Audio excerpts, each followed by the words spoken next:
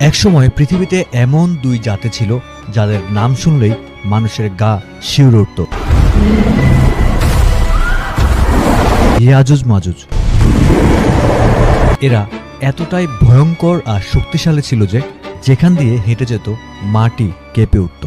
ফসল নষ্ট, বাড়িঘর ভাঙাসহ মানুষের জানমাল সবকিছুই শেষ করে দিত।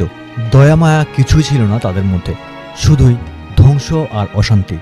মানুষ রাত দিন কাঁদত, আল্লাহর কাছে হাত তুলে বলতো, ইয়া রব, আমাদের এই আযাব থেকে বাঁচাও, আমাদের হেফাজত করো। তখন আল্লাহ তার রহমতে একজন মহান বাদশা পাঠালেন, জুলকারনাইন।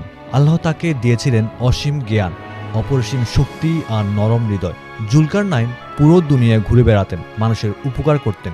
একদিন তিনি দুটো বড় বড় পাহাড়ের মাঝে একটা জায়গায় পৌঁছালেন। সেখানকার লোকেরা ছুটে এসে কাঁদতে কাঁদতে বলল, হে জুলকারনাইন, ইয়াজুজ মাজুজ আমাদের উপর জুলুম করছে, আমাদের জমি ফসল নষ্ট করছে, শান্তি কেড়ে নিয়েছে। আমরা তোমাকে অনেক অনেক ধন দৌলত দিতে রাজি, তুমি শুধু আমাদের আর তাদের মাঝে একটা মজবুত দেয়াল বানিয়ে দাও। জুলকারনাইন হেসে বলল, আল্লাহ আমাকে যে ক্ষমতা দিয়েছেন সেটা দিয়েই তোমাদের সাহায্য করব, তোমাদের কোনো টাকা পয়সা লাগবে না। তিনি লোহার বিশাল বিশাল টুকরো জড়ো করলেন, দুটো পাহাড়ের মাঝে সেগুলো গরম করে গলিয়ে দিলেন, উপরে গলিত তামা ঢেলে দিলেন। এভাবে এমন একটা অভেদ্য প্রাচীর বানালেন যে ইয়াজুজ মাজুজ আর কোনোভাবেই সেটা ভাঙতে পারল না, পার হতেও পারল না। তিনি বললেন, এটা আল্লাহর রহমত, যতদিন আল্লাহ চান এটা থাকবে, কিন্তু যখন তার নির্ধারিত সময় আসবে তখন এটা ধসে পড়বে। সে দেয়াল আজও কোথাও দাঁড়িয়ে আছে, কেউ বলে ককেশাসের পাহাড়ে, কেউ বলে দূরের কোনো জায়গায়, কিন্তু একদিন কেয়ামতের আগ মুহূর্তে সে দেয়াল ভেঙে পড়বে, ইয়াজুজ মাজুজ বেরিয়ে আসবে, দলে দলে ঝাঁকে ঝাঁকে ছড়িয়ে পড়বে, চারদিকে ধ্বংস, রক্ত আর আতঙ্ক।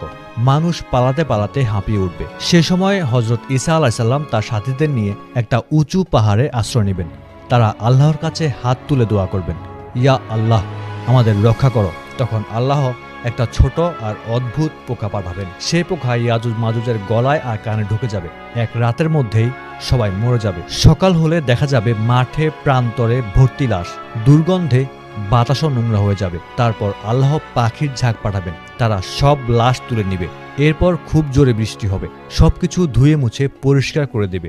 আবার পৃথিবী সবুজ হয়ে উঠবে, বাতাস বিশুদ্ধ হবে, শান্তি ফিরে আসবে। এই গল্পটা শুধু একটা গল্প নয়, এটা কিয়ামতের একটা আলামত। এটা আমাদের মনে করিয়ে দিবে, মানুষ যতই শক্তিশালী হোক, আল্লাহর সামনে সবাই একদম অসহায়। সবকিছুই তার ইচ্ছায় হয়। আল্লাহ আমাদের সবাইকে হেফাজত দান করুন, আমিন।